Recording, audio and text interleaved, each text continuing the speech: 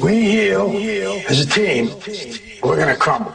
Inch by inch, play by play, till we're finished. We're in hell right now, gentlemen, believe me. And we can stay here, get the shit kicked out of us, or we can fight our way back into the light. We can climb out of hell. 1 inch at a time. You know, when you get old in life, things get taken from you. I mean, that's part of life. But you only learn that when you start losing stuff. You find out life's this game of inches. So is football. Because in either game, life or football, the margin for error is so small. I mean, 1/2 a step too late or too early, and you don't quite make it. 1/2 second too slow, too fast, you don't quite catch it. The inches we need are everywhere around us. They're in every break of the game, every minute, every second. On this team, we fight for that inch. On this team, we tear ourselves and everyone else around us to pieces for that inch. We claw our fingernails for that inch. Because we know when we add up all those inches, that's going to make the fucking difference between winning and losing. Between living and dying. I'll tell you this, in any fight, it's the guy who's willing to die who's going to win that inch. And I know if I'm going to have any life anymore, it's because I'm still willing to fight and die for that inch. Because that's what living is. There's 6 inches in front of your face. Now, I can't make you do it. You got to look at the guy next to you. Look into his eyes. Now, I think you're going to see a guy who will go that inch with you. You're going to see a guy who will sacrifice himself for this team because he knows when it comes down to it, you're going to do the same for him. That's a team, gentlemen. And either we heal now as a team, or we will die as individuals. Ideas are bulletproof. Welcome to the show, ladies and gentlemen. I'm your host, Popeye, from federaljack.com. This is Down the Rabbit Hole, and today is Friday, December 2nd, 2011. I'm a little fired up today and pissed off about the path that this country is taking. And my guest that's coming on today with me, he's a regular on my show, and we had planned on doing a show today, but instead of just covering one topic, he's been gracious enough to, just hang out with me and give me his thoughts on a lot of things and just, shoot the shit, basically. It's just going insane outside, and I need someone with a brain in their head to bounce things off of, so I can get a good my thoughts out properly without rambling and ranting. So my good buddy Steve Stars, regular here on the show. Steve, say hello. Hey, glad to be with you and your listeners. We appreciate all of them, of course, and you are the best people out there, the only people, the only hope right now, Popeye. So we're doing what we can. Well, thank you for coming on again, and you come on about once or twice a month. And I know we were going to originally, talk more about RFK today, and we will talk more about the RFK assassination later on, and we have 2 full hours. But the stuff that's going on with the government, it needs to be addressed, and it needs to be like red alert, flags going up, sirens going off. I've heard some people say, oh, I wouldn't worry about it. I think you're, over-dramatizing things. To those of you that think that, I say pull your head out of your ass, because we're heading south fast. And this comes from somebody that tells people to have a calm, cool head, okay? I don't tell people to freak out, but we are seriously close to where we were 230 some odd years ago before the Revolutionary War. It's getting really bad. So we're going to talk about a bunch of stuff today.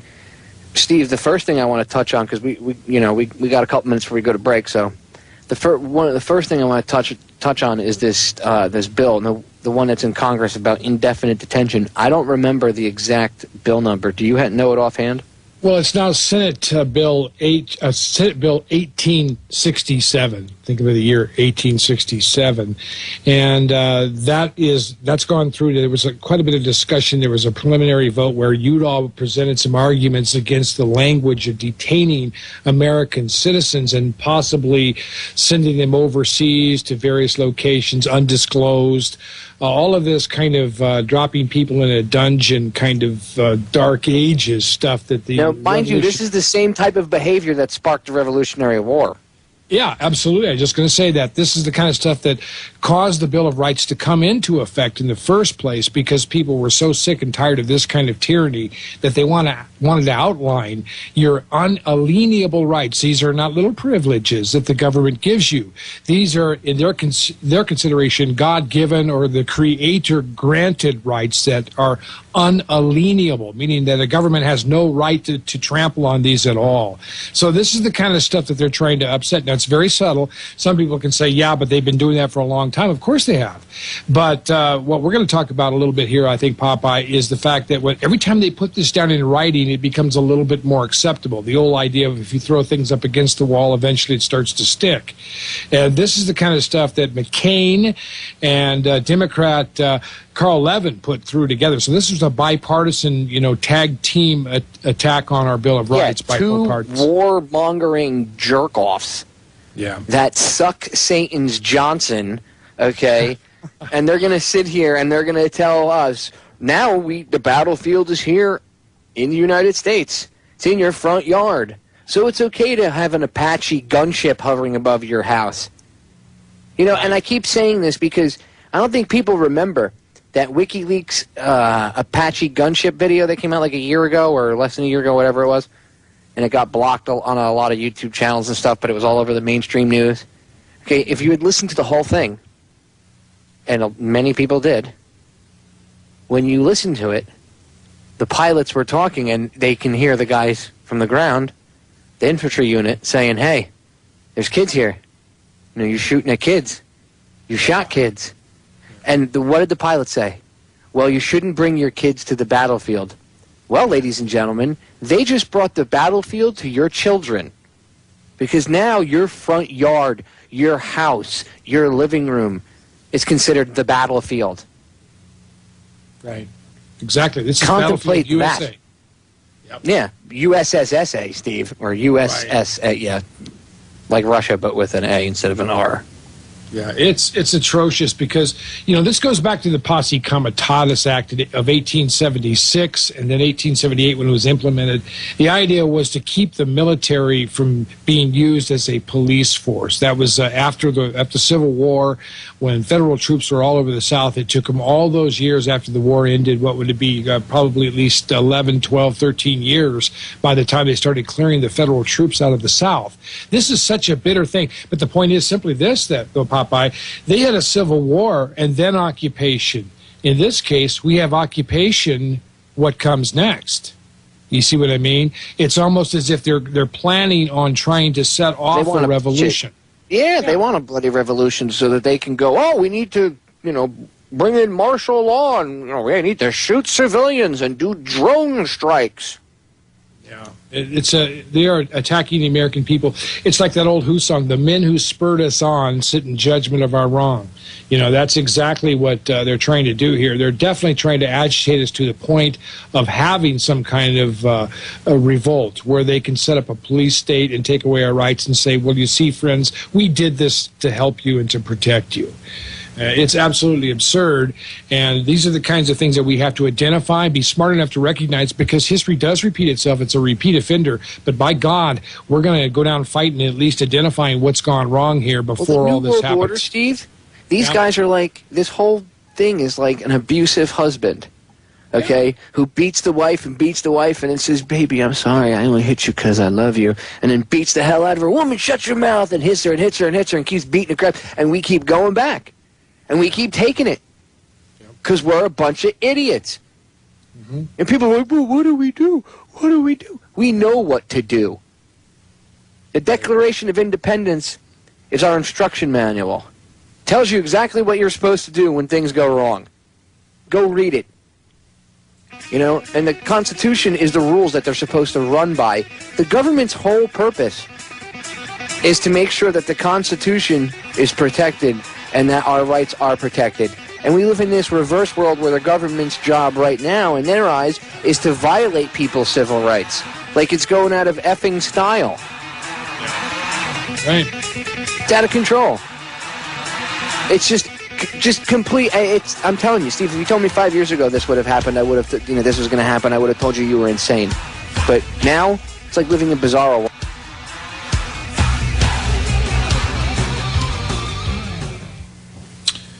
On Thursday night, Senator Rand Paul blocked passage of an amendment that would have allowed the government to indefinitely detain American citizens until Congress declares the war on terror to be over. These Americans would be detained even if they were tried and found not guilty. Let me repeat that line one more time for you, for the people that don't think this is a serious problem. These Americans would be detained even if they were tried and found not guilty. The very foundation of this country. Yeah, the law, the Constitution. What do you think, Steve? And I'm not even done reading this yet, and it's already making me want to puke. There's still more. Wait, check this out. An amendment was made to pass to the National Defense Authorization Act by voice vote. By voice vote. But Senator Paul's objection and a request for a roll call vote ultimately led to the bill's defeat. So what you're hearing is they wanted to have a voice vote, meaning there was no record of who voted and how they voted. Sneaky. Yeah. Very, very sneaky. That's one of and their Rand Paul is the one that said, look, we got to have, we got to have a record of who voted and how they voted. And then the bill didn't pass. But can you imagine what would have happened if there was no accountability? These are the scumbag elected officials, ladies and gentlemen. So they were trying to pull some more shady shit in the middle of the night, just like they did with the Federal Reserve Act, just like they did with the Patriot Act, just like they do with all this bullshit legislation that takes away our civil rights. And yes, I'm cursing for the people that have weak ears and can't deal with it. I'm being honest. I'm not sugarcoating anything. The time for sugarcoating things is over. It's time to start paying attention because we live in a dystopian, science fiction future movie, and we live in it like bizarro world. What say you, Steve? What do you see? Absolutely. I mean, this is a reversion to the dark ages of the Spanish Inquisition. Do you know, Popeye, that the FBI was originally called the Federal Bureau of Inquisition, set up by Napoleon Bonaparte's great nephew, Charles Bonaparte, who was Secretary of State, I believe it was, under Roosevelt. I mean, the problem here is that they've been trying to take us back to those ages all these years, all this time. And every draconian measure, such as this one, where they try to pull off, a middle-of-the-night voice vote, and Rand Paul caught them on that, thank God. These people are trying to get around what they're actually doing. And, it's not like everybody in Congress is bad. But, I mean, they're under such influence that when the tide starts to shift toward evil, they begin to slide very quickly in that direction. And that's this shows that they're not statespeople, or not statesmen, or stateswomen, if you like, but they are clearly sold out, and there's some real problems. I'm really wondering what's going to happen this next year in the election, because if we don't fix things very quickly, we're gone. That's all there is to it. Yeah, I agree. If we don't vote, and honestly, even voting really doesn't change anything, but the point of putting Ron Paul in there and trying to vote for him and having him actually be a runner on the ballot is because the amount of people that would vote for him, they wouldn't be able to do what they've done with the other elections and just swap it, because it has to be very close in order to do that. and they wouldn't be able to do it. If they tried, they'd get caught, and that would help bring this house of cards just crumbling down, because it would show to so many of these non-believers the kind of stuff that goes on behind the scenes. You know, and people need to stop being afraid of the word conspiracy. I know it's got this freaking, tone to it that has been pushed on it like all these other words, okay? And now if you say the word conspiracy, people point fingers at you and laugh. The definition of a conspiracy, okay, you can go look it up in the friggin' dictionary. The definition is 2 or more people getting together and planning to do something bad. It says example, plot. So, Bush and Cheney, were part of this larger shadow government that was trying to overthrow the regular government. That, by definition, would be considered a conspiracy. If 2 people decided to go rob a frigging bank and sat down beforehand, and John Smith and Joe Smith sat down and they both agreed that they were going to go rob the bank at a certain time, doing it a certain way, and they planned on how they were going to do it, guess what they would get charged with when they got caught? Guess what they would get charged with amongst all the charges? One of the things would be conspiracy.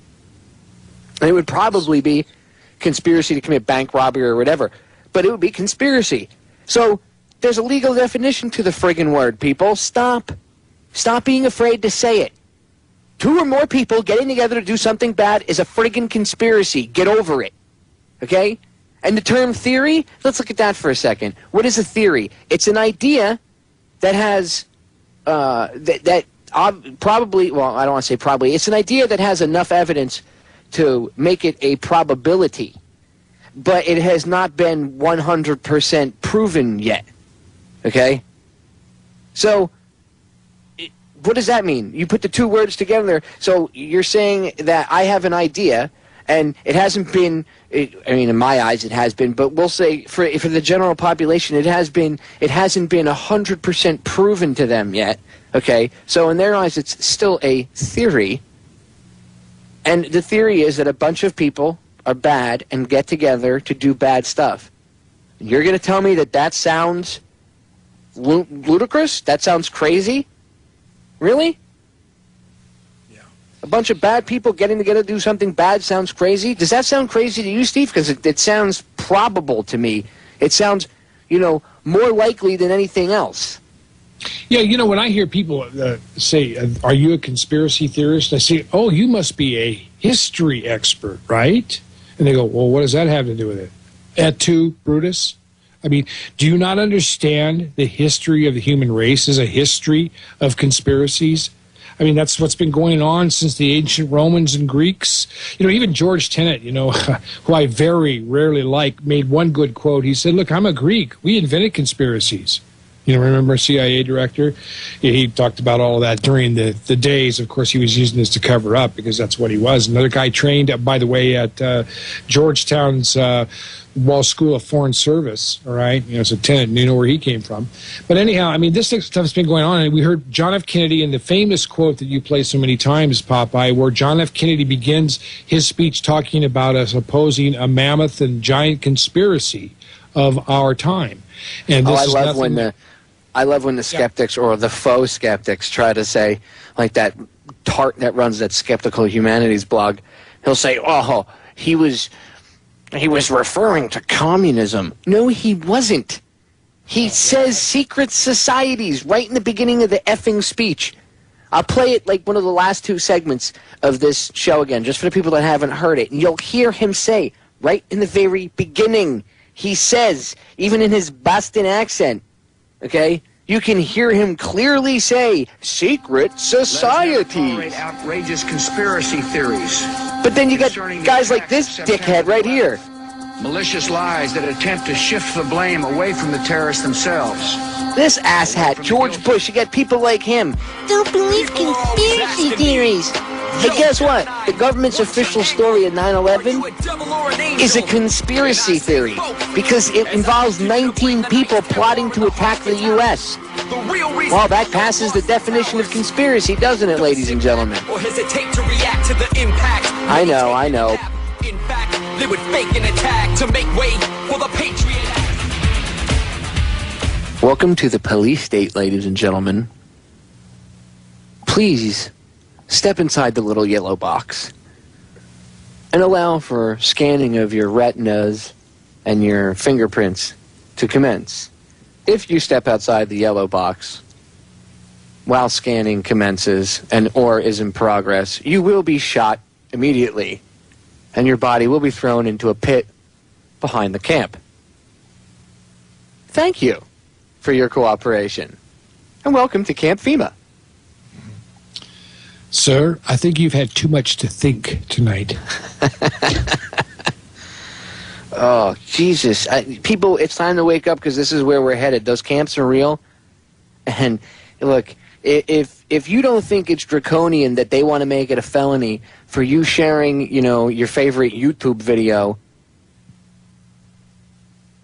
these people are out of control. And they're scared because, you know what? They realize that they're getting in trouble and that their crimes can't be covered up. They're scared. So they're like rats. They're running around trying to find a dry spot on the ship while it sinks. Yeah, they don't even have the sense of rats. At least the rats would try to swim after a certain period of time. Yeah. These morons won't even try to get off the sinking ship, but they'll just keep trying to ram that ship as hard as they can into the water. Idiots. It's a very serious situation. Popeye, I think that they are. People look at some of these FEMA camps and they think, well, you can't really incarcerate that many people there. Friends, let me tell you something. These places of incarceration are deep underground. They're not on the surface. They're not like Stalag 17, you know what I mean, with a little watchtower and a guy up there with a light and a rifle. They've got much, much bigger plans for taking people. One of the interesting things, I called Senator Udall's office. Now, interesting as it was, Udall was fighting the language of detaining American citizens in Senate Bill 1867. The National Defense Authorization Act that just passed through. He was fighting that language. And when we did manage to win a little bit of a battle there by forcing them to change some of that. But his office was telling me that the FBI and the military both were opposed to that whole concept of detaining American citizens. Why? Because the FBI, if they're going to make an arrest, okay, what they want to do is they want to collar somebody. They want to hold them, interrogate them. And, in other words, they want their own prisoners. They don't want some elitist taking any American citizen off to someplace unknown and holding them and then carrying on some trial behind closed doors that the FBI is not involved in. And the military doesn't want to be involved in this because they know where this is going as well. There are a lot of good people in the military. Popeye, you're a vet. You know what it's like. There's a lot of good people who swore an oath to uphold, defend, and protect the Constitution of the United States, and they don't want to be a part of this either. So some of the top officials at the Pentagon's chiefs of staff, all the way down, the FBI and people like that had told Senator Udall's office that they were opposed to this whole thing as well. So why is it in the bill? It's only in the bill for one reason, to antagonize you as citizens and to tell you that you're little people. You're little people, you don't matter, your Bill of Rights doesn't matter. We're important, we're going to protect you, we're going to take over authority, you're going to be our slaves, we're going to do what we like for your own good. These scumbags think that they're above us.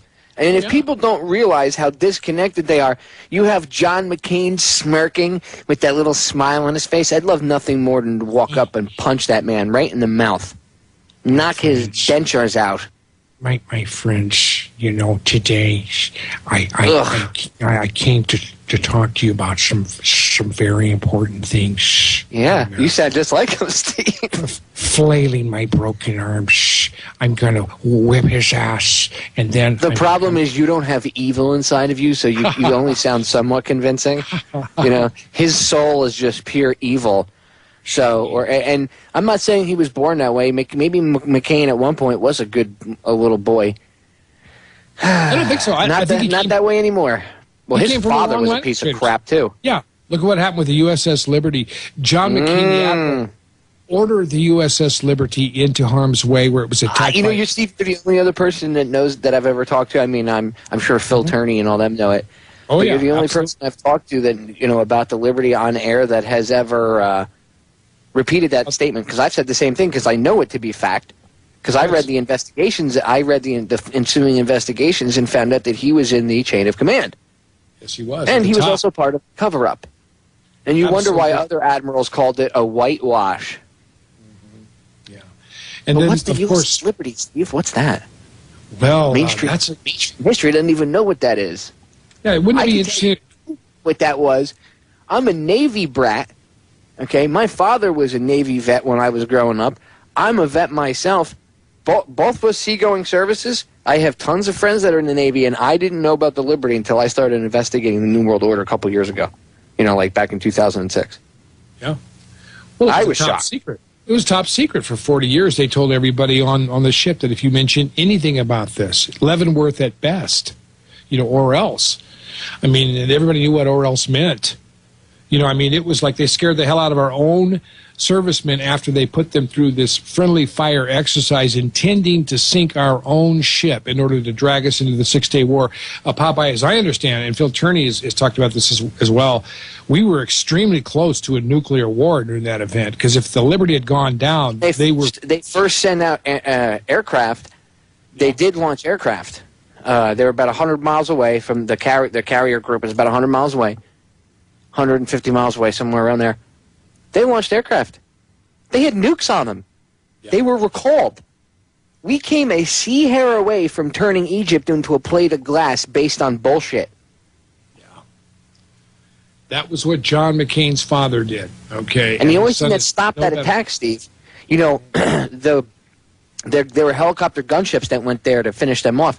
The only thing that stopped them was a Russian ship, and I don't remember if it was obviously I don't think it was a merchant ship. I think it was just a trawler, yeah. But it might. They say it was just a trawler. It might have been a spy ship. Who knows? But the story goes that it was a Russian trawler, and they stumbled upon this attack. Like, they could see what was going on, and they could see that it was the Israelis clearly attacking a U.S. ship. And the Israelis knew that if they attacked that Russian trawler, that's akin to attack, that's a Russian vessel. That's an act of war. That's akin to like pissing in the Russian, president's face and saying "F you," and that would have caused a bigger problem and quite probably a massive conflagration and probably World War III. So they knew they couldn't attack that Russian ship, so they beat feet. It's the only reason why the Liberty stayed afloat. Because that helicopter gunship, the gunships that showed up, were meant to finish it off. It was through sheer determination of those sailors, some good old-fashioned luck, and the fact that that Russian trawler happened to come by, that ship was able to, was spared. But I don't really call what happened to those people, those men, spared. And then what the government did to them afterwards was appalling and atrocious. And the people that okayed it throughout the Navy should all be hung for friggin' treason. You're all scumbags. I know most of them are dead. But maybe you'll hear this in eternity, you pieces of crap. And John McCain's father was one of them. So, yeah. Sorry to cut you off, Steve. I just get very hostile about the USS Liberty. That's a sore subject with me being a sailor. I can understand why. Well, we've had Phil Turney on. Bob Tuscan and I have done, I think, 2 or 3 shows with Phil Turney and other members, of course. And there's been some struggles with these gentlemen because, this is a very painful memory. When as I understood, when they finally towed the USS Liberty all shot up into Malta, sailors who watched the ship come in, Popeye, cried. The U.S. sailors, they couldn't believe this. You know what I mean? That this ship had been so peaceful. When help finally arrived the next day, the 2 Navy ships that pulled up, these grown men, these sailors, started weeping because they could see that there was U.S. service members' blood on the decks, and there were body parts and dead sailors all over the place, and Marines. It's atrocious. It's atrocious. That ship only had 2 50 cal gun ports for protection, and they were taken out right quick. And for people that say the official story that Israel said it was an accident, that's complete and unadulterated bullshit. Okay? There's no other way to put it. The first thing they did was they took out all their antennas with heat-seeking rockets, and as a double whammy, they blocked their signals. Go ask radio men. Okay? The only way to block these encrypted signals, especially on a ship that was maintained by the NSA, I know it was a naval vessel, but it was controlled by the NSA. Okay? The only way to block those signals was if they had the codes. And then they would have known whose signals it was. We're going to break. We'll be back. Man, it's the last segment of the first hour already, Steve. Yeah, the show just goes by when you're on. Really? We've gotten into, well, I got so emotional about these issues, man. I mean, you know, so much to say. You can't help but get emotional. You have to be either completely numb and retarded to not even get the slightest bit pissed off about any of this, or you're in on it. And you know, and when I say numb and retarded, I'm referring to most of the general public out there, because most Americans would be appalled at this kind of stuff if they really understood what was going on. And when they do figure out what's going on, they're like, "What the F? Yeah, it's exactly what we've been saying." You know? Right. Well, it's our job. We've got maybe months, and I'm not putting all my hope in Ron Paul, friends, but I'm saying that there's going to be a clear-cut choice this next November. And, I mean, I've never seen, there have been situations like this that I can recall in my pretty old age at this point, where elections were very cut and dry, black and white. I think one of them was the election between Barry Goldwater and Lyndon Baines Johnson. I'm not a big, huge Goldwater fan, but it was obvious at that time something was very wrong with electing Lyndon Baines Johnson in 1964. But this next election year is going to be very important. And what we really need to do, I think, Popeye, is we need to get people who are Ron Paul supporters out taking exit polls at all the primaries beginning January 5th. We're almost a month away, because the selection process, which really is the only part of the election process that we have anything to do with, will be over by March. I mean, this election will be essentially over. I hope Ron Paul dumps the Republicans myself. I've been talking to a lot of them. They don't get it. Let me say something about Newt Gingrich. This guy has more baggage than P.T. Barnum's circus train. He's the greatest shill on earth, is what he is. I mean, I can't believe that they're even talking about this Fox News darling as having any potential credibility at all. I mean, the man's converted to Roman Catholicism. His pastor, his Baptist pastor, says, "I don't think I held him under long enough when I baptized him." You know, I mean, this guy... Yeah. Holy shit. Oh, wow. Wow, dude. But, I mean, you know, you can obviously tell that Gingrich is a New World Order freak. And he's a turd. He's such a faker, too. Oh, yeah. And one minute he's liberal, the next he's conservative. Oh, you know, look at him. Give him horns. He blows Satan, too. Come on, people. Look at him.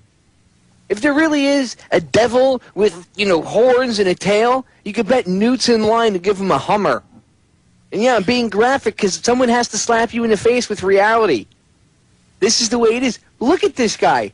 Did you hear him? I cheated on my wife because I love America too much. Yeah. What? What? Huh? What? What has that got to do with anything? What is one having... You're trying to blur lines, but you're... What? Huh? And people are like, we love Newt. He's awesome. Where the hell have you been? That's right. You've had your head up George Bush's ass, idiots. The Republicans better wake up, though, Popeye, because the reality is there will be a huge sucking sound, if I can quote Ross Perot, when all of the Ron Paul supporters leave the party. The Republicans will not win in 2012 without Ron Paul. That's all there is to it. And I think Ron Paul ought to leave the Republican Party. They are the party of 9/11, okay? They have not repented, relented, or confessed to the evils of what George W. Bush did. You know, they're continuing to try to cover up this bad odor that they emitted in this elevator, okay? And I think it's sickening, to be honest with you. What I hope Ron Paul does is leave the party. Now, they may threaten to sue him because they say, well, you owe us this, all this money, try to bust his campaign, you know what I mean, because of the exposure that we gave you during the debates. But what he can turn around and say, no. You fixed the primaries and we got the records. We will counter-sue you. That will backfire on the Republicans. I hope Ron Paul gets out of the Republican Party.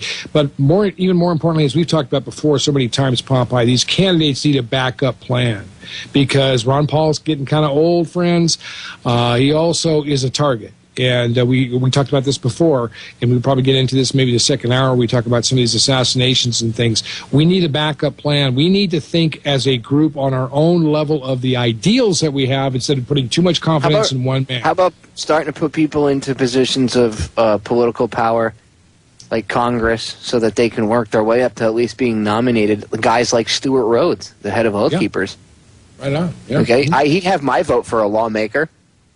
I'd like I to trust see Stuart more than I trust 99% of those jerk-offs over in Congress. I can tell you that right now. Yeah.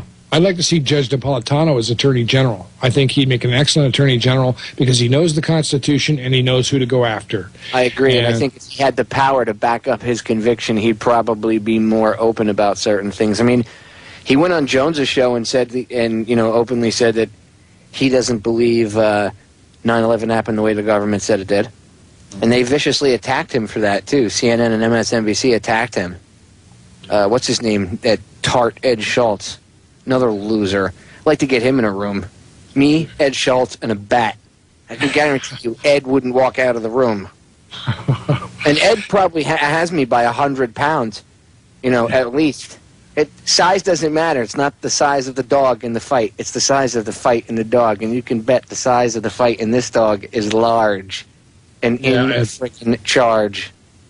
Popeye would get the bat first, I promise you that. Dude, I would tie my hands up behind my back and give him, I'd be like, I'll give you 10-second head start. I promise you, with all the conviction in my heart, I would make him eat that bat. Okay? And he's not the only person.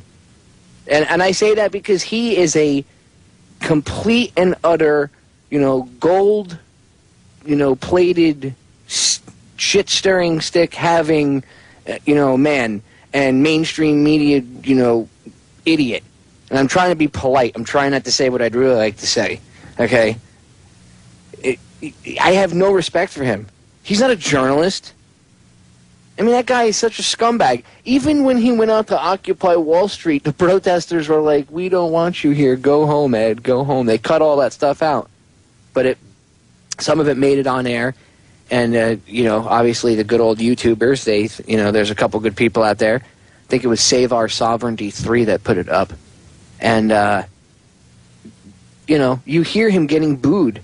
So even some of the lefties don't like him. So stop trying to pretend that I'm some liberal leftist. I'm here to be trendy and save you and give you kisses and hugs. I'm Ed Schultz.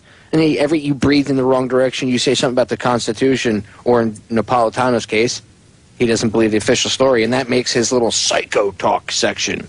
Judge Napolitano has psycho talk. Yeah. Him and Chris Matthews need to be put on the same piece of ice and kicked out to sea. Yeah. Towed by one of those polar bears. Oh, Steve, that was priceless. And the polar bear will be back. Yeah, because polar bears do swim, out to go hunt for food. That's right. After he eats, Of course, Al Gore would have you believe that polar bear going under the water is drowning. Even though the polar bear is hunting and it can hold its breath for, I think it's a couple minutes. I forget how long it is. It spends like 75% of its life in the water. Before people just assume what Al Gore says is right, you should actually go look it up. Yeah. And before I look, I'm not saying that the temperature on the planet isn't changing somewhat and things aren't going on with the climate and everything, but the Earth goes through cycles. There's this massive ball of fire in the sky called the sun that has a lot to do with things, And chemtrails. Well, that too. See, geoengineering is one of the biggest problems, Steve. That's some real dangerous stuff right there, the whole geoengineering thing. That's right. I think chemtrails may have something to do with it. You know, we had those sudden storms, those early storms this year. They started out here in Colorado that broke down all the trees, went all the way across the East Coast. Remember that, Popeye? I think a lot of that had to do with, the early, well, this happens a lot, of course. This is not something extraordinary, but I think it has a lot to do with the leaves not shedding the trees not shedding their leaves in time early enough. Because I normally almost all the leaves are off the trees around here by Halloween, and we had them way into November, even to Thanksgiving. So something's wrong here. I mean, the trees are not responding to the light and dark properly, possibly because of the haze in the air. Because Sophia Smallstorm did a great piece. I don't know if you've seen that one that she did on the chemtrails. I think it was at the conspiracy convention last year. Excellent piece where she talks about what's happening with the haze in the atmosphere out there, and this could very well possibly be the very thing that they're trying to create, which is a global warming condition, but it's having the opposite or different or variant effects. So I'm not trying to beef up Steve, Al Gore's if you think they can control the weather, you're crazy. There's no such thing as weather modification, so stop it. Nothing called scalar or Harper or no barium or aluminum. They haven't been able to see the clouds since the 50s. Stop it. I know it's on record, but stop it. Just go watch Dancing with the Stars. That's what we should be paying attention to. Okay. That's obviously more important. About who... look, an Iraq veteran won. So now the military is, being tied in with Dancing with the Stars. Does he get to go on a long bicycle riding trip with George W.? You see how they tie things together? Ugh, the mainstream media is mind control. Turn off your TV, ladies and gentlemen. Or at least disconnect the cable. Cut it if you have to. We're going to the top of the hour break. We'll be back in about 5. Welcome back, ladies and gentlemen. This is hour number 2 of Down the Rabbit Hole. It's December 2nd, 2011. Wow. As I say that, it just hit me. It's December 2nd of 2011. Where the hell did that year go? Really? Is it me, or is time speeding up? Time seems to be speeding up, no doubt about it. I mean, this whole week just blew by. Right? But not even that. Like, years are going by now. When I was a kid, it seemed like things took forever. Now, you blink and it's like that. It's gone. The blink of an eye. It's amazing. Speaking of time flying by, did you hear about Sirhan? Yes, we did. We've been following that. It's amazing, Popeye. You and I did this story about this whole like subject. a month and a half ago, we talked about this. Right. And now it's all breaking open big time all over. I think it counted something like 262 articles that Wiki posted on the recent events. If anybody hasn't followed this, it was what Popeye and I talked about in the show on RFK. We dedicated a whole program to this. And now it's all blowing out in the open, isn't it? Well, even Sirhan is saying apparently that he was that it was a conspiracy and he was framed and he was under mind control. And that was something that researchers, his own defense team, but not publicly. That's what's interesting. Never publicly did they ever say that. They had said it behind the closed doors, but never publicly did they ever mention mind control. And now he's coming out and saying yes. And then we've talked about it, and other researchers have, talked about it. It says attorneys for Sirhan say that he was. Now they're saying he was. I guess it's him and the attorneys saying that yes, he was a victim of mind control, and blah blah blah blah blah. Had to be. And it says they have presented their own Kennedy conspiracy theory. So the lawyers apparently, I guess he's allowing them, and they're finally going. I guess they realize that the general public looks at things differently with the term conspiracy, and apparently they. I'm reading it as I'm talking to you, and good thing I can multitask, huh? Yeah, well, go ahead and read the story if you want. I didn't want to. It's kind of, because I don't like really the way it's written, because it's Yahoo News, and it's written like, he's crazy and they're crazy and blah blah blah blah blah. But he says he does quote them as saying the legal team is arguing that the revolver found on Sirhan was not responsible for the gunshots that killed Kennedy, which, if you know anything about Thomas Noguchi, the coroner, he said that the kill shot came from behind Kennedy's ear, and Sirhan was in front of him, like 3 feet away. So, right. Although they never did bother to check or test out anything, any of the guns that the security guard Thane Eugene Caesar happened to have on him that night, and witnesses said that he pulled his weapon and fired it. But hey, let's not pay attention to that. So, yes, ladies and gentlemen, this is something I know quite a bit about, because after I started digging in the John's assassination, I looked in the Bobbies, because I was like, well, maybe if they killed one, they probably killed the other one. And Jesus, if they, I mean, this one's even worse. This one's, the facts are, and they're quoted as saying this won't be another Dallas. Yep, that's right. They wrapped it up as fast as they could. Now, the coroner Noguchi. How long has his material been out and open and available to the public? Weren't some of these photographs and things from the autopsy sealed and leaked? How did that all progress, Popeye? Well, there's a documentary called, there's 2 of them. One of them you can only get like in DVD. I don't think you can stream it online, because Shane, the guy who made it's a little bit copyright crazy about the movie, which I guess I can understand, but it's called RFK Must Die. I would rent it on Netflix and watch it, or buy a copy of it. But I have an older movie about it called The Assassination of RFK. It's on my YouTube channel, Federal Jack Tube 6. You could see it there, or over at the other one. The answer to 1984 is, but either one has it. And now this is an older video. The movie, I'm thinking the documentary had to be made back in the 70s, the first one. Or I think this one was made, I think in the 80s, and it was using, it used clips from a documentary made in the early 70s about, it used some of these older clips from because the guy talks about this older investigation, and because this original older investigation, the guy had interviewed people like Thane Eugene Caesar and all these other people. Yeah. And this is stuff that you'll never be able to get back. And, these interviews could have been changed or anything. And a lot of this stuff, some of these people, they changed some of the stuff that they said, so you can see that they're lying. Yeah. And they said, oh, I never said that. And you go back and you actually see this old interview with them, and they are saying that. So I don't know what happened to Thane Eugene Caesar. I don't know if he's still alive or if he's dead. He kind of disappeared, didn't he? But Paul Schrade has been very outspoken. He's the one I'm talking about, or not Paul Schrade. Was it Paul Schrade? The little one? He kind of looks like a troll now. No, Paul's the one that got shot, right? Yeah, he was the campaign worker that got shot, but you're thinking of the hotel, was it, he was... No. I'll show you. The guy's in RFK Must Die. Yeah. Shane catches him lying, but no, Paul Schrade was, I know who Paul Schrade is.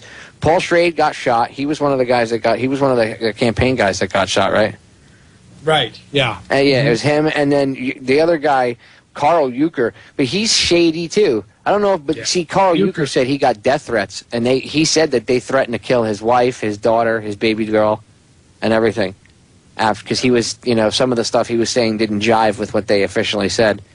And then he said he got death threats, so who knows if Euchre was, lying with some of the stuff he said. But Thomas Noguchi, the L.A. coroner, said he got screwed with. Remember, they fired him because they were all angry at him, and they had to have a separate court hearing just to see if Noguchi was lying. And it came out that he wasn't, and the city, for no reason at all, for no good reason, had disparaged his name and then fired him. So the court ordered to rehire him, and he was instantly rehired back as the L.A. coroner. But he got fired because of his work with the RFK assassination, because he said that Sirhan's gunshots couldn't have been the ones that killed Bobby. Exactly. One of them hit him in the shoulder, and I think the other one, I don't remember if it hit him in the hand. One through his lapel and one through, I think... Yeah, one through his chest, but one of them went through his shoulder. Yeah. But the kill shot came from behind. Exactly. His ear. That's the point. Noguchi said it came from behind his right ear. Exactly. There are powder burns. You had to have come up behind Bobby's right ear and pulled the trigger. Right. Within about 6 inches, there are powder burns on the back collar. Yeah, he right said it side. was max 6 inches. Yeah, almost point blank. That means that, how the hell did Sirhan get, was he Mr. Fantastic from the Fantastic Four? He can just throw his stretchy arm? And then he can also come up with a .32 caliber round, which appeared to be a hollow point. See, now, if Sirhan would have fired that .22 with a regular round at that range, it would have pierced through the front of Bobby Kennedy's head. The round that killed Bobby Kennedy was fired from behind at about 6 inches, leaving powder burns at about, looks like about a .32 caliber hollow round that exploded with an impact about the size of a penny, much larger. As soon as it went in, it was meant to fragment. Right. And not leave the inside of his skull cavity. It was meant for the pieces to bounce around in there and create gelatin out of his brain. Which is what it did. And that's the reason why it didn't penetrate the front of his right eyebrow. And the shot was fatal from behind, and this could not have been fired by Sirhan. And this is the point that William Pepper and Lori Dusk are bringing to the court. They're saying that the bullet was switched in the trial. They're claiming the bullet was switched. Even Sirhan is now bringing this out as well as part of his own clearing of his name in terms of what actually happened. But this is so big, Popeye, and the reason why this is so big is because if Sirhan was not the assassin, then we've got a real problem. If Sirhan wasn't the killer, that means that there's a conspiracy. It's not a lone gunman. Same thing with JFK. If it's more than Oswald, it destroys their theory, and by definition there's a conspiracy, and they can't have that because then that broadens people's minds to thinking about other things. That's the problem. We'll get more into the RFK assassination when we get back, because there's more to it. So Steve and I will pontificate more. Stay tuned. Ladies and gentlemen, I'm going to play a clip from the movie RFK Must Die, a little bit of audio from a couple seconds of it. You're just going to hear a little bit of info about this lady named Sandra Serrano. I suggest you go buy the guy's movie, just like, I don't know what his website is, just Google RFK Must Die and you'll see Shane's website, and there's a book that he wrote too. I suggest you get the book because I'm sure, I haven't read it yet, but I'm sure it's pretty good. I'm trying to get one myself. I'm trying to get Shane on, but he's rather hard to get in touch with, so eventually I'm going to try to get his book when I can afford to and read it, and I suggest you get a copy yourself. Anyway, Steve and I have talked about this woman before, and she saw a woman in a polka dot dress with Sirhan before the shooting, and then there was her, Sirhan, and a third guy, and then only her and the third guy came out, and Sirhan was, obviously didn't come out with them afterwards. And she had said, "We just shot Kennedy." So, and listen how they tried to intimidate her. And then Steve and I will talk about it, but check it out. Here, Sandra Serrano was sitting outside in a fire escape when she saw two people fleeing the scene. I was standing there just thinking about how many people there were and how wonderful it was. Then this girl came running down the stairs in the back, and said, "We've shot him, we've shot him." And I said, "Who did you shoot?" And she says, "We shot Senator Kennedy." A boy came down with her. He was about 23 years old, and he was Mexican-American, because I can remember that because I'm Mexican-American. She had on a white dress with polka dots. She was light-skinned, dark hair, and she has a funny nose. I thought it was really funny. All my friends tell me I'm so observant. After nearly 40 years, Sandra kindly agreed to her first interview since the night of the shooting. It was very claustrophobic in the ballroom. You could barely move. I just stepped out onto the fire escape and a little balcony attached. While I was sitting there, three people passed by, a woman and two men. And the woman, I remember, was definitely an Anglo.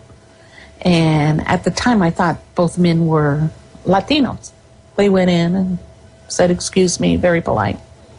Then a little later, two of them came out. And like tripping over each other and tripping over me. And I said, "What happened?" They said, we shot him. I said, "You shot who?"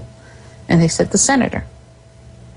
And I said, "What?" And then I remember going into the ballroom, and Everything was chaotic, absolutely chaotic. I remember very distinctively that she was wearing a white dress with black polka dots, like a little ruffle around the collar, like a bib top, sort of. Dark hair, definitely, like a little pixie kind of cut, and a nose that sort of like Bob Hope, Richard Nixon kind of nose, a little bit ski. There's certain things about what happened that day that I will never forget. And the statement, we shot him, I'll never forget that. So I'm very clear in my mind that that's what was said. Both guys actually were short. A guy in a gold sweater went up and down with the girl, but the second man didn't come down. Sandra described him as a white male, 23 years old, 5'3", with curly bushy hair in light-coloured clothes. After seeing the picture of Sirhan in the newspaper, she felt certain this was the same person. That's what it was, seeing the photograph in the LA Times, and I said, wow, it really does look like that guy. The FBI asked why she hadn't mentioned Sirhan on TV, even though Sirhan hadn't been identified at that point. I distinctly remember feeling like they were trying to drive me crazy, to say that I was mentally unstable. They had hung 10 to 12 polka dot dresses in a room and left me there in this room with all these polka dot dresses all hanging around. And then coming in and asking me what dress most looks like the dress that the girl wore. Were the polka dots the size of a nickel? Were they the size of a dime? Were they the size of a quarter? You know, it was like you're trying to confuse the person. As Serrano stuck to her story, Sergeant Enrique Hank Hernandez was brought in to give her a polygraph test.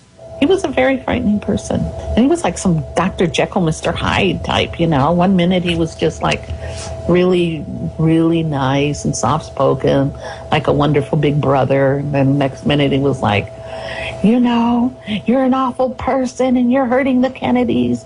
I think those people. No, Sandy. Remember what I told you about that you can't say you saw something when you didn't see it? Sandy, look, I can explain this to the investigators where you don't even have to talk to them and they won't talk to you. I can do this. But please, in the name of Kennedy. I never seen a girl. No, I'm talking about what you have told here about saying a person tell you we have shot Kennedy, and that's wrong. No, it isn't, Sandy. Look, I love this man, and you're shaming right now. If he can't even. Well, I'm trying not to shout, but this is a very emotional thing with me too. You see, if you love the man, the least you owe him is a courtesy of letting him rest in peace. I felt like I was a criminal. That's my best description. I felt like I was a criminal and I had done something wrong. You didn't do that. You didn't see that. You weren't there. You know, you're making all of this up. Why are you doing this? Just a lot of browbeating. So, you know, during later years, it crosses your mind. Why did they invest so much in beating you up?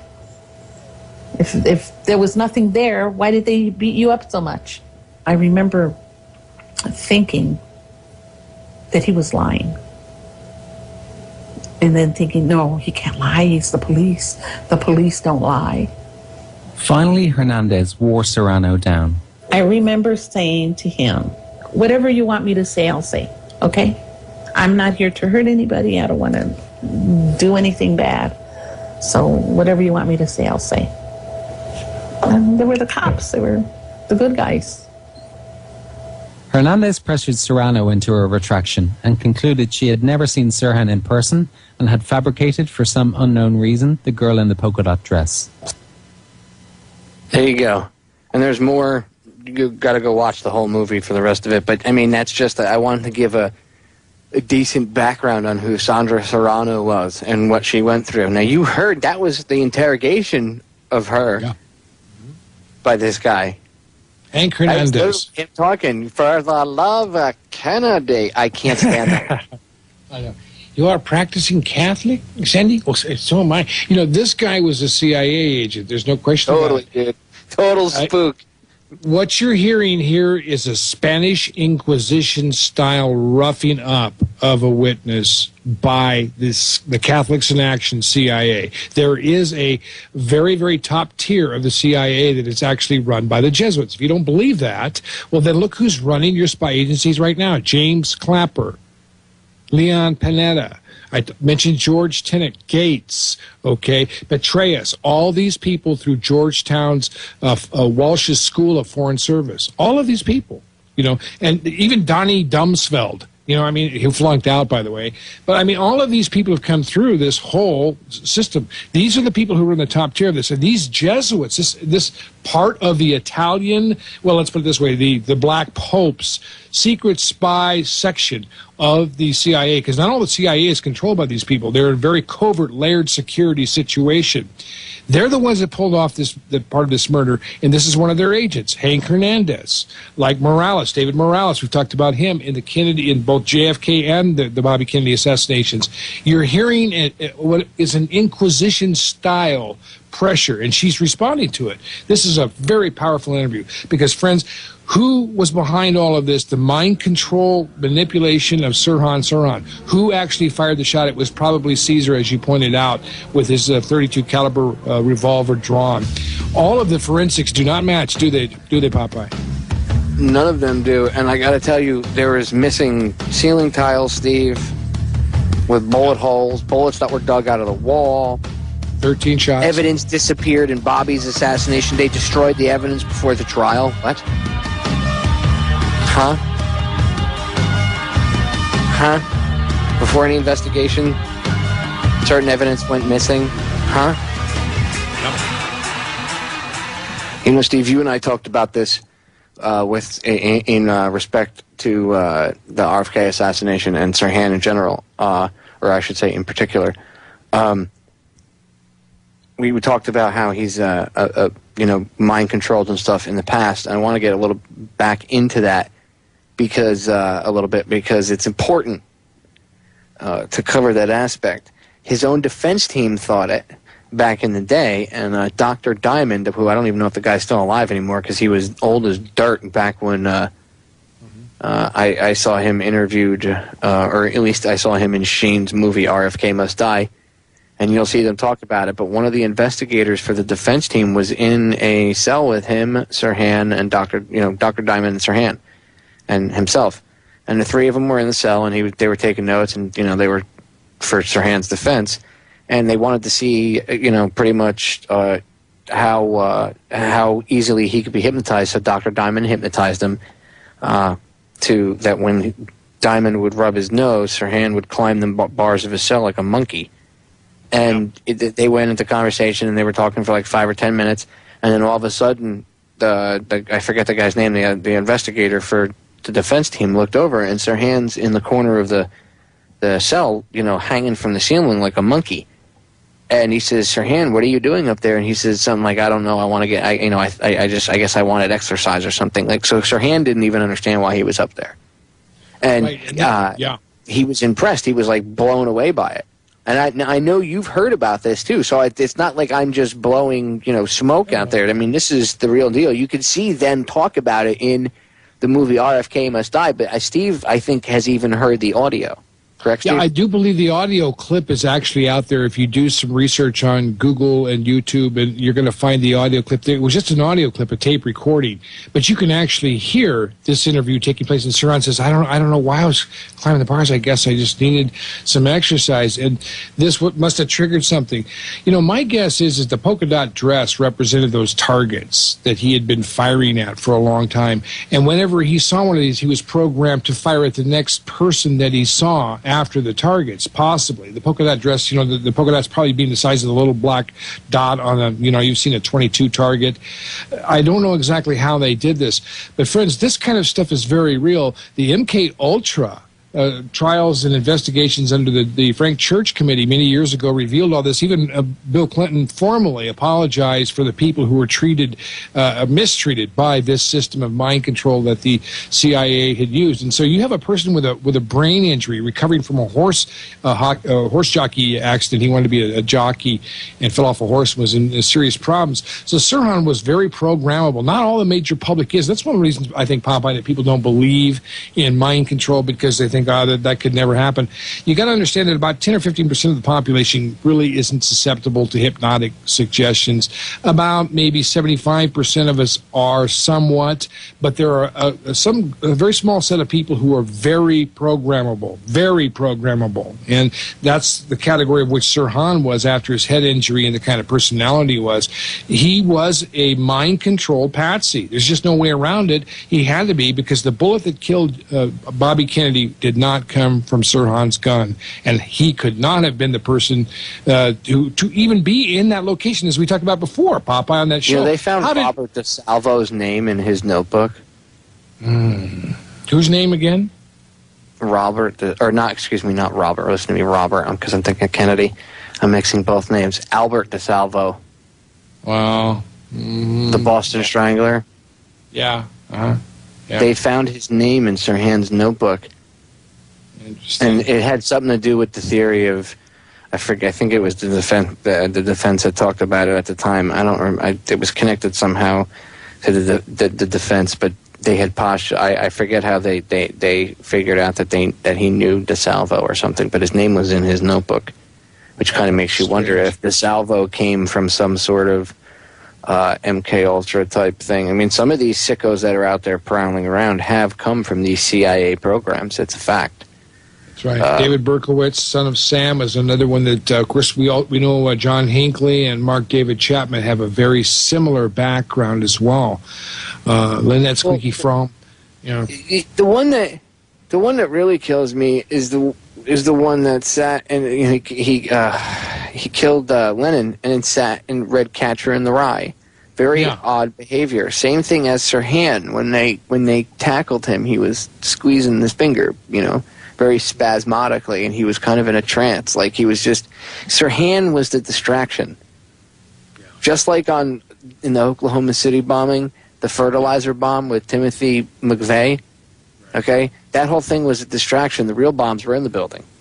Yeah, they absolutely were. As General Parton showed, with, physics and his background in explosives, plus the fact that history proves his theory, history actually, in fact, back his theory more than anything else, because if you watch that day, the local news, they brought bombs out of the freaking buildings. So this was the same thing. Sirhan was the distraction, and you had somebody behind him pop him. I mean, why else would they think about it for a second? If it was truly the act of a madman, does the madman from behind bars have the power to alter investigations, lose evidence, just like they did with JFK's investigation and his assassination? They lost his brain. They can't find his brain. I mean, how do you lose something like that? You're supposed to keep that. That's Kennedy's noodle with the gunshot wound. But no, can't have that, because it would show that it didn't go from back to front. It went from front to back. It's incredible the amount of skullduggery and subversion that's taking place in the guise of law enforcement in this country. And, if our listeners are listening, and I'm sure probably most of your listeners, Popeye, if they follow your website, federaljack.com, or, go to your YouTube site to look at all the mini videos that you tirelessly put up there. And I'm absolutely impressed, because as a video producer, I can't do any of the kind of stuff that you do. But it's just amazing the kind of work that you have done and continue to do. So I suppose your listeners are probably tuned into this, but if they've never heard any of this before, if the things that we've talked about, as many as 10 of them, and you want to blow off 8, you still got 2 that are going to give you real trouble. You know what I mean? Because what we're talking about here is the most despotic and deceptive government that has ever been on the face of the earth, and unfortunately it's right here in the USA. And this is what the kind of stuff that's going on. Oklahoma City, 9/11, the anthrax thing, that's back in the news again. I don't know if you saw that. The government has all but admitted now, on a settlement, $2.5 million, that it did come from the lab. I mean, this is, that's now, I guess open case, open shut. Well, how do they expect us to believe that Al-Qaeda got access to Fort Detrick and then weaponized anthrax? Right. Yeah. How'd they get that? Well, we had... lapse in policy. Really? I mean, what did you guys have, like, the doors just wide open? Fort Detrick is not easy to get into. You can't just walk in there and, hey, let's go raid the bioweapons lab. Woo! Yeah. Let's go steal stuff. Come on, Steve. Let's go cause havoc. Woo! You can't do that. You'd be shot before you even got close to it. I mean, it actually got out the door in a fire sales. A bag that was mislabeled, Popeye. It beggars belief that they even try to pass this crap off anymore. Right. It's like, look, at least 20 years ago, you guys gave it more effort. Yeah. I mean, this for real. Since 9/11, they haven't really put any oomph into trying it. You know what I mean? But that's what is so bothersome, because they used to have really good, covert actions. I mean, this was a good one. I mean, to actually get a guy out there to fire a pistol at or at least arm's length or 6 feet from Kennedy, and then popping from behind, and you've got the guy right there shooting the weapon, giving yourself plausible deniability. Now it's like ass-hattery. Yeah. I mean, that's how stupid the American people are. They watch World Trade Center 7 and just drool like idiots. They have no idea. They have to try. That's why they don't. People are like, well, why don't they try, dude? Because they don't have to. Because the general public is like, fire brought down those buildings. I mean, physics doesn't allow for that. Physics? Oh, they didn't teach me that. That wasn't part of my education. Building 7, dude. Hard to believe they get away with it. Hard to believe. But that's how stupid we've become. It's like that movie, what was it? Idiocracy? Mike Judge's Idiocracy, where all the morons kept procreating and the smart people didn't. That's where we live, ladies and gentlemen. We're going to break. We'll be right back.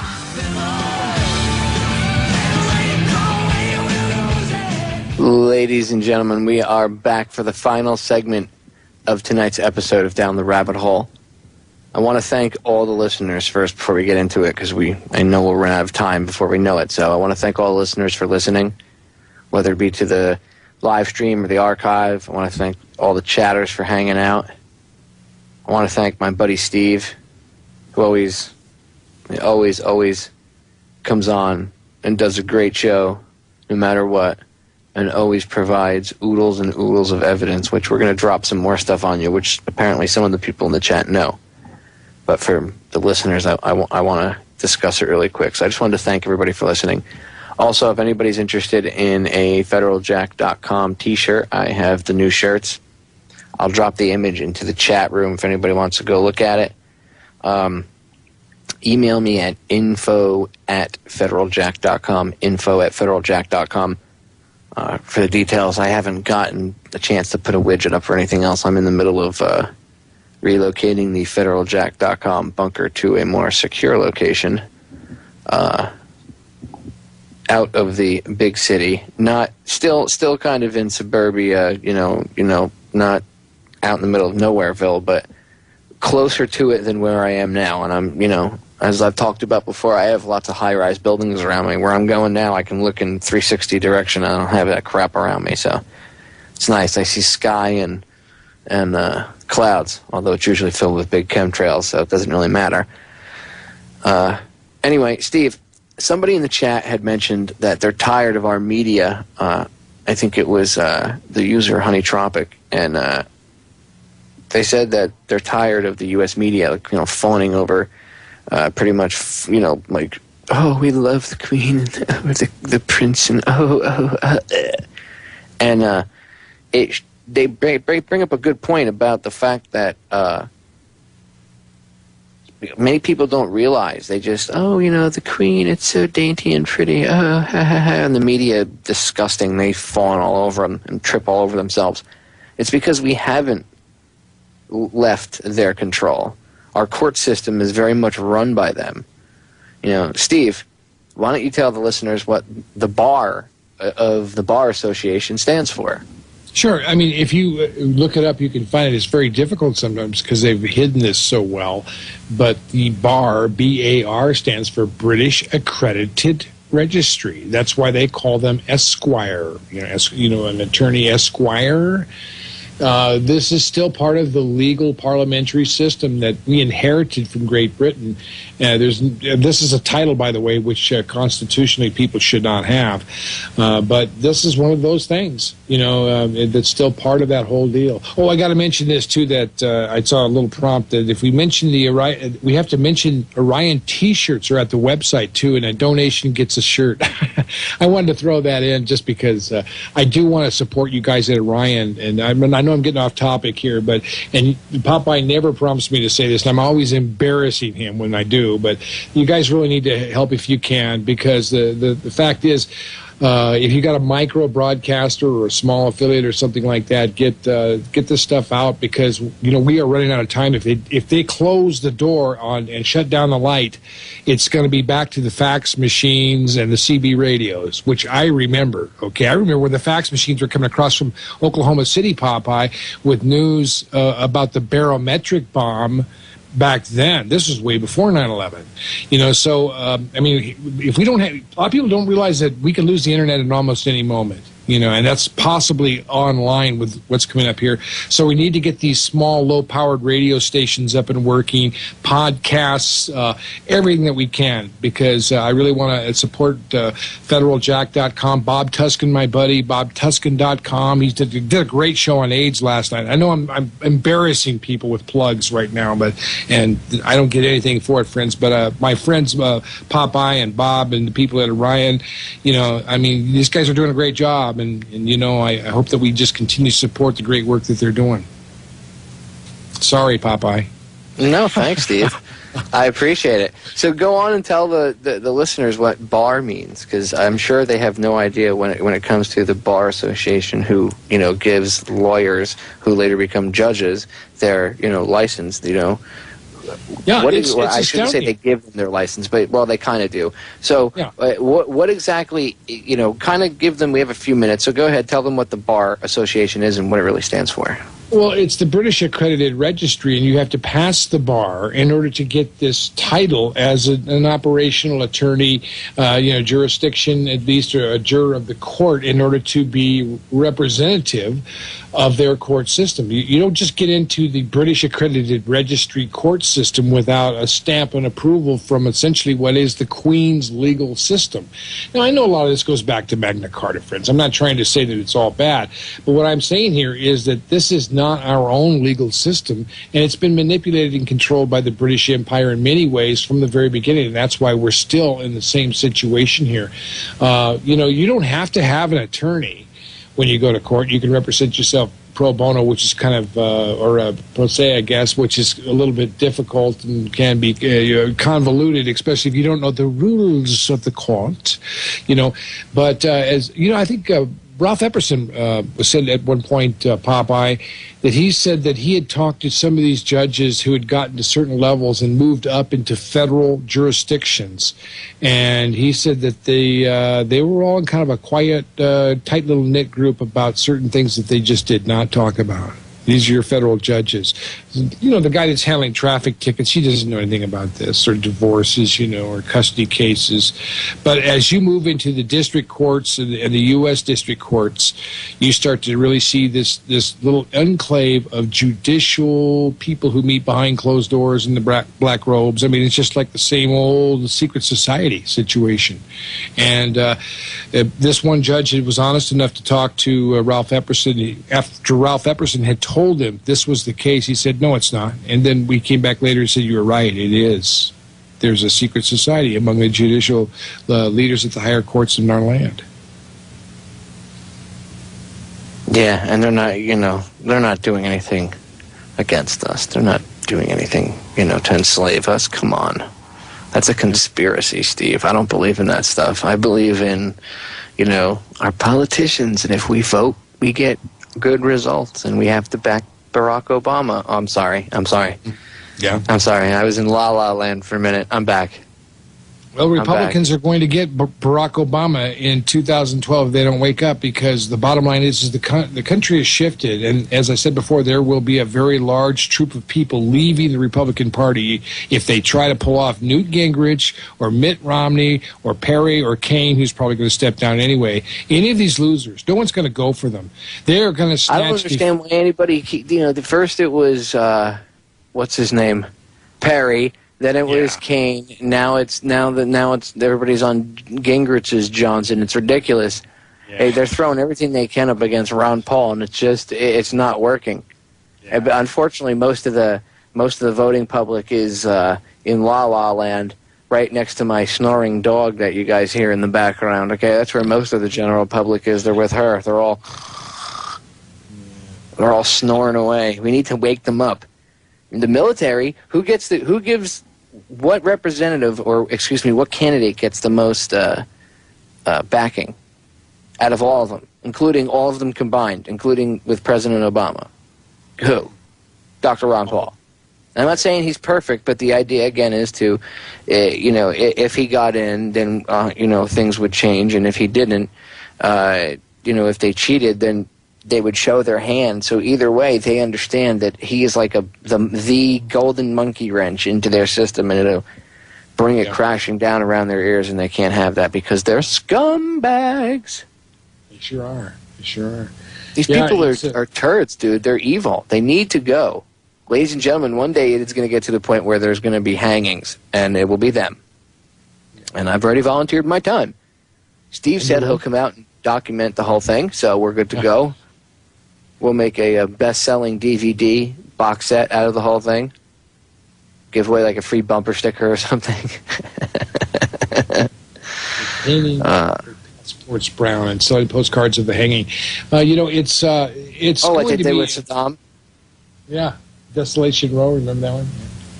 It's going to be coming down to that, Popeye, and the key thing is if we can hold it together. Now, I don't have a lot of confidence in the political process, but friends, we've got to work with what we got, and we're going to know within the next probably 2 months whether the Republicans are going to get on board with trying to do what they need to be doing, which is fixing this country, or they're going to try to run another slop meat through the market, which is like John McCain. They're going to do the same thing again, I think.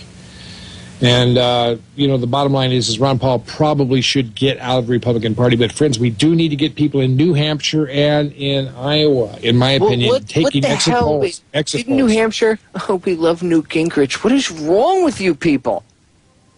I thought you people in New Hampshire thought that was the live free or die state. Yeah, used to be. Jeez. Turn off American Idol. If your parents, your friends watch it, shoot their television, because obviously they're not going to use it for anything good. And then, or I take that back. Okay? I take that back. I recant my last statement. Belay my last. Just rip the cable out of the back of the television, plug in a DVD player, and start pumping out some good documentaries, like Steve's movie. Like other movies.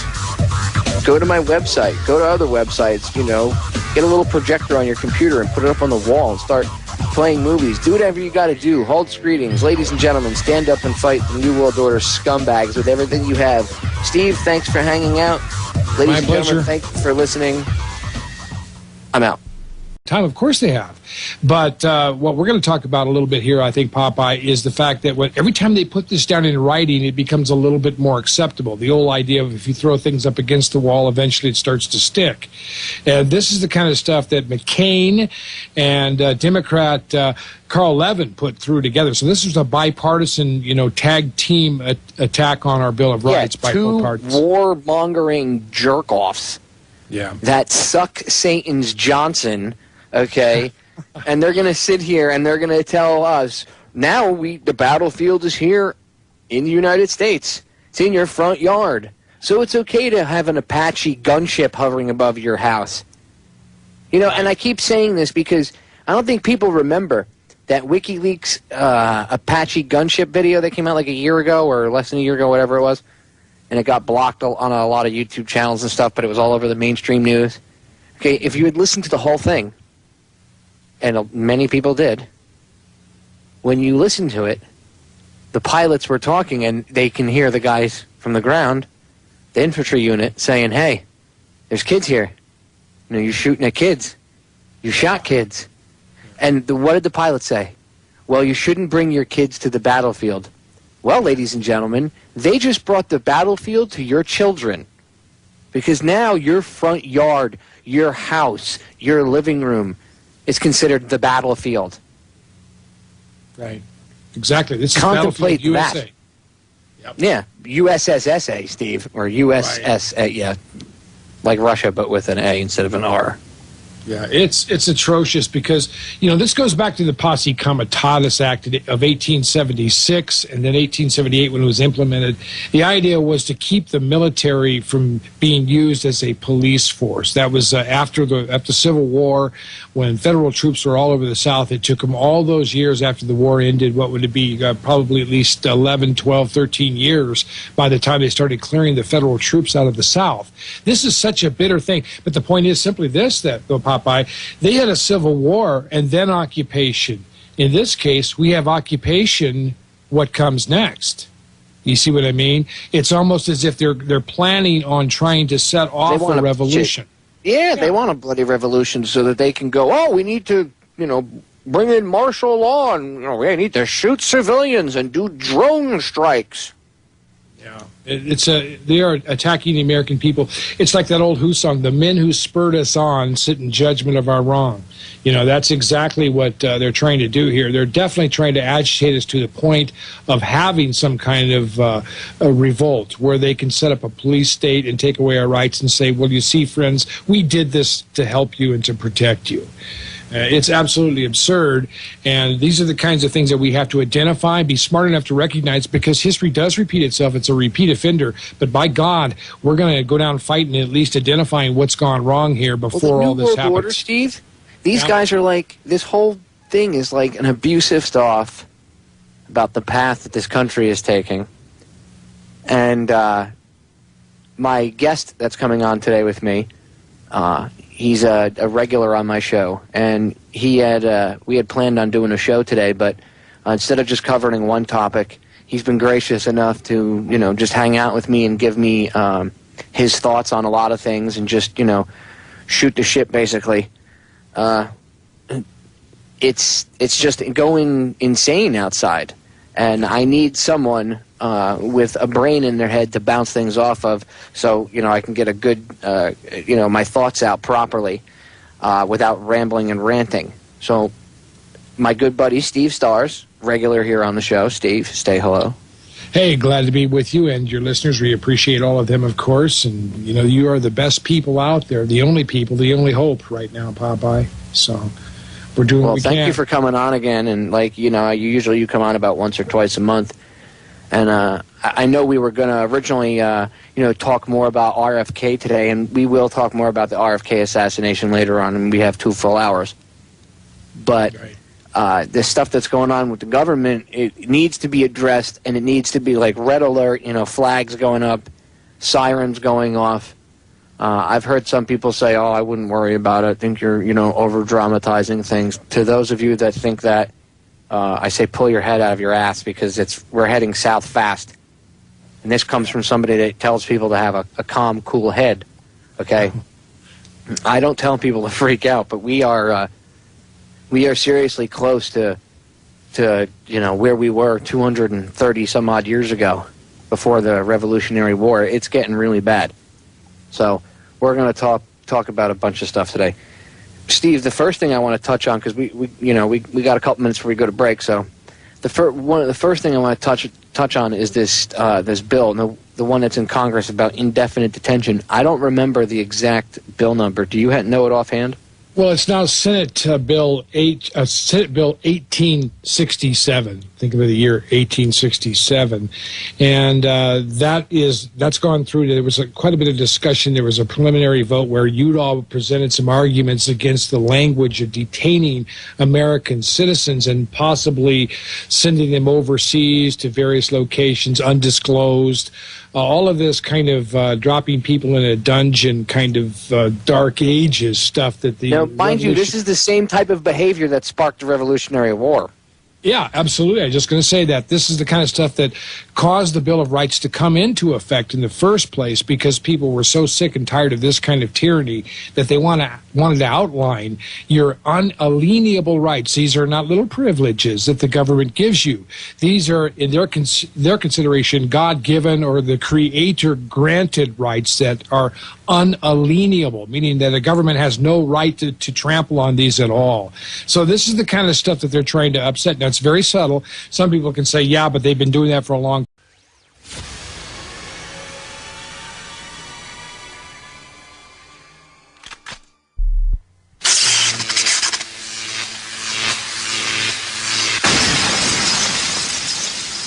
Either we heal as a team, or we're going to crumble. Inch by inch, play by play, till we're finished. We're in hell right now, gentlemen, believe me.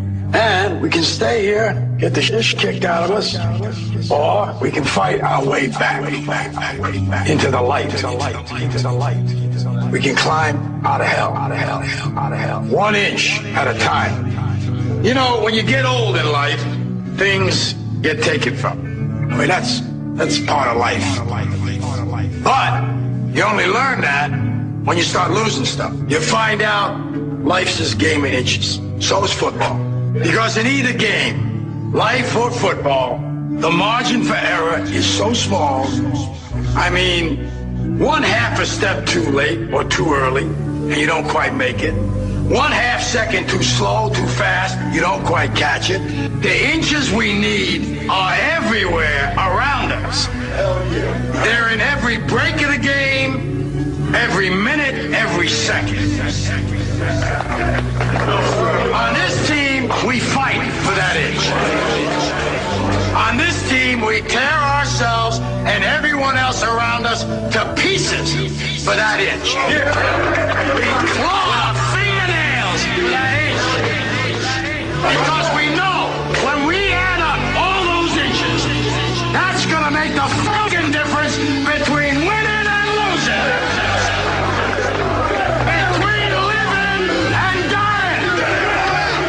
I'll tell you this, in any fight, it's the guy who's willing to die who's going to win that inch. And I know if I'm going to have any life anymore, it's because I'm still willing to fight and die for that inch. Because that's what living is. There's 6 inches in front of your face. Now, I can't make you do it. You got to look at the guy next to you. Look into his eyes. Now, I think you're going to see a guy who will go that inch with you. You're going to see a guy who will sacrifice himself for this team because he knows when it comes down to it, you're going to do the same for him.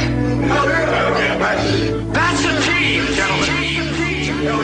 And either we heal now as a team, or we will die as individuals.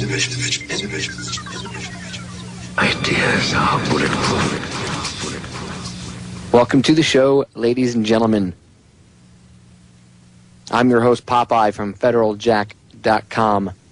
This is Down the Rabbit Hole, and today is Friday, December 2nd, 2011. I'm a little fired up today, and piss husband, okay, who beats the wife and then says, baby, I'm sorry, I only hit you because I love you, and then beats the hell out of her. Woman, shut your mouth, and hits her and hits her and hits her and keeps beating the crap, and we keep going back. And we keep taking it because we're a bunch of idiots.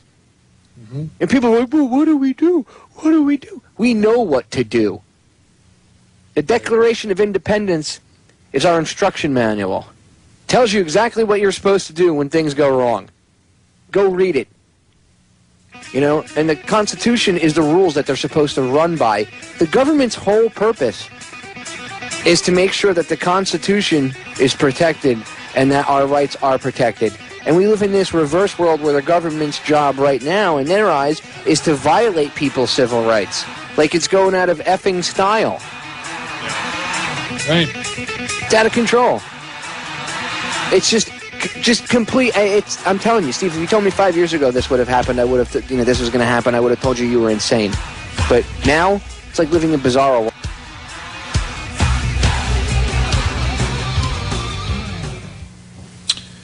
On Thursday night, Senator Rand Paul blocked passage of an amendment that would have allowed the government to indefinitely detain American citizens until Congress declares the war on terror to be over.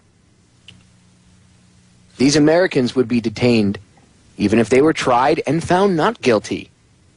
Let me repeat that line one more time for you, for the people that don't think this is a serious problem.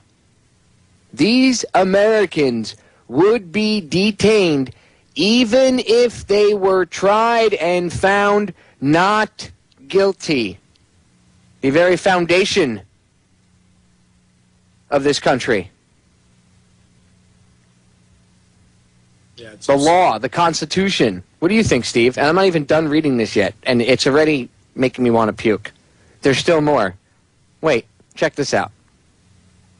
An amendment was made to pass to the National Defense Authorization Act by voice vote. By voice vote. But Senator Paul's objection and a request for a roll call vote ultimately led to the bill's defeat. So what you're hearing is they wanted to have a voice vote, meaning there was no record of who voted and how they voted. Sneaky. Yeah. Very, very sneaky. That's one of and their Rand Paul is the one that said, look, we got to have, we got to have a record of who voted and how they voted. And then the bill didn't pass. But can you imagine what would have happened if there was no accountability? These are the scumbag elected officials, ladies and gentlemen. So they were trying to pull some more shady shit in the middle of the night, just like they did with the Federal Reserve Act, just like they did with the Patriot Act, just like they do with all this bullshit legislation that takes away our civil rights. And yes, I'm cursing for the people that have weak ears and can't deal with it. I'm being honest. I'm not sugarcoating anything. The time for sugarcoating things is over. It's time to start paying attention because we live in a dystopian, science fiction future movie, and we live in it like Bizarro world. What say you, Steve? What do you see? Absolutely. I mean, this is a reversion to the dark ages of the Spanish Inquisition. Do you know, Popeye, that the FBI was originally called the Federal Bureau of Inquisition, set up by Napoleon Bonaparte's great nephew, Charles Bonaparte, who was Secretary of State, I believe it was, under Roosevelt. I mean, the problem here is that they've been trying to take us back to those ages all these years, all this time. And every draconian measure, such as this one, where they try to pull off, a middle-of-the-night voice vote, and Rand Paul caught them on that, thank God. These people are trying to get around what they're actually doing. And, it's not like everybody in Congress is bad. But, I mean, they're under such influence that when the tide starts to shift toward evil, they begin to slide very quickly in that direction. And that's this shows that they're not statespeople, or not statesmen, or stateswomen, if you like, but they are clearly sold out, and there's some real problems. I'm really wondering what's going to happen this next year in the election, because if we don't fix things very quickly, we're gone. That's all there is to it. Yeah, I agree. If we don't vote, I mean, and honestly, even voting really doesn't change anything, but the point of putting Ron Paul in there and trying to vote for him and having him actually be a runner on the ballot is because the amount of people that would vote for him, they wouldn't be able to do what they've done with the other elections and just swap it, because it has to be very close in order to do that. And they wouldn't be able to do it. If they tried, they'd get caught, and that would help bring this house of cards just crumbling down, because it would show to so many of these non-believers the kind of stuff that goes on behind the scenes. And people need to stop being afraid of the word conspiracy. I know it's got this freaking, tone to it that has been pushed on it like all these other words, okay? And now if you say the word conspiracy, people point fingers at you and laugh. The definition of a conspiracy, okay, you can go look it up in the friggin' dictionary. The definition is two or more people getting together and planning to do something bad. It says example, plot, So, like, Bush and Cheney, were part of this larger shadow government that was trying to overthrow the regular government. That, by definition, would be considered a conspiracy. If two people decided to go rob a frigging bank and sat down beforehand